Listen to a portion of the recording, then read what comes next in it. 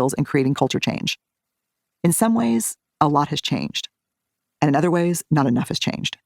For example, today if you ask me to identify the biggest barriers to developing brave leaders, or cultivating courage in our families, or bringing justice to communities, I'd go right back to what I believed was true about people when I was a kid. 1, people will do almost anything to not feel pain, including causing pain, ignoring pain, and abusing power. 2, very few people can handle being held accountable without rationalizing, blaming, or shutting down. And 3, without understanding how our feelings, thoughts, and behaviors work together, it's almost impossible to find our way back to ourselves and each other.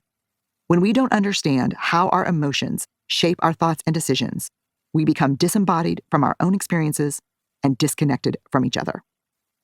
15 years ago, when we first introduced a curriculum based on my shame resilience research, we asked participants in the training workshops to list all of the emotions they could recognize and name as they were experiencing them. Over the course of 5 years, we collected these surveys from more than 7,000 people. The average number of emotions named across the surveys was 3. The emotions were happy, sad, and angry. When I think about this data, I think back to a quote from the philosopher Ludwig Wittgenstein that I came across in college. "The limits of my language mean the limits of my world." What does it mean if the vastness of human emotion and experience can only be expressed as mad, sad, or happy? What about shame, disappointment, wonder, awe, disgust, embarrassment, despair, contentment, boredom, anxiety, stress, love, overwhelm, surprise, and all of the other emotions and experiences that define what it means to be human? Imagine if you had a shooting pain in your left shoulder that was so severe, it actually took your breath away. The pain kept you from working, sleeping, and fully engaging in your life. When you finally arrive at the doctor's office and she asks what's going on, there's suddenly tape over your mouth and your hands are tied behind your back. You try yelling through the tape and freeing your hands so you can point to your shoulder, but there's no use.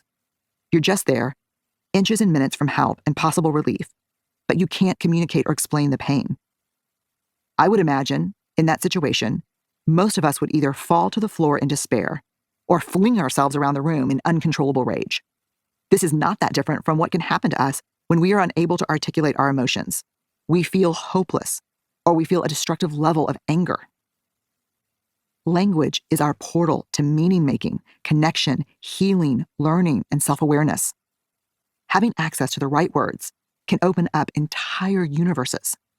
When we don't have the language to talk about what we're experiencing, our ability to make sense of what's happening and share it with others is severely limited. Without accurate language, we struggle to get the help we need.